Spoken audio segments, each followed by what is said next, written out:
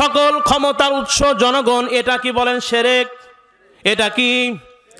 আমরা আজকে জনগণকে পাম দিতেছি যে আহারে জনগণ হচ্ছে ক্ষমতার উৎস।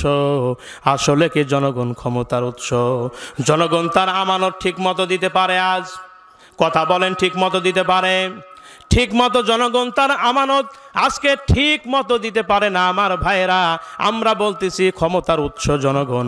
আবার অনেকে বলে, মাহফিলে গেলে অনেক সময় বলে, হুজুর ক্ষমতায় আছি আমরা, একটু কথা দেখে বলবেন। এমন মানুষ দুনিয়াতে আছে না নাই? তবে বাংলাদেশে নাই, বাংলাদেশের বাইরে আছে, কি বলেন ঠিক না? ক্ষমতার মালিক কে? ক্ষমতার মালিক কে? জো বাইডেন ক্ষমতার মালিক, তাই না? কে? সমস্যা কি? তিনি তো সবচাইতে বড় ক্ষমতাধর, কি বলেন ঠিক না? তাও ঠিক, ঠিক বলতে হবে বুঝে শুনে আমার ভাইয়েরা। ক্ষমতার মালিক কে বলেন?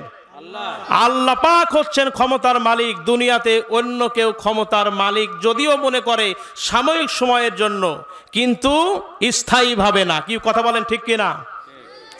আল্লাহ রাব্বুল আলামিন কোরআন আল কারীমের ৬৭ নম্বর সূরা মুলকের ১ম নম্বর আয়াতে বলেছেন, তাবারাকাল্লাযী বিয়াদিহিল মুলকু ওয়া হুয়া আলা কুল্লি শাইইন কাদির। আল্লাহ রাব্বুল আলামিন বলেন, বরকতময় সেই মহান সত্তা যার হাতে সব ক্ষমতা, আর তার ইচ্ছার বাইরে কোনো কিছুই হয় না।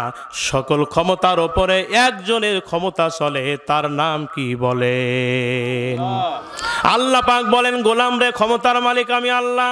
অনেকে মনে করতেছে ক্ষমতায় আছে আমরা, ক্ষমতার মালিক আমরা। যারা এমনটি চিন্তা করে তারা শিরক করতেছে।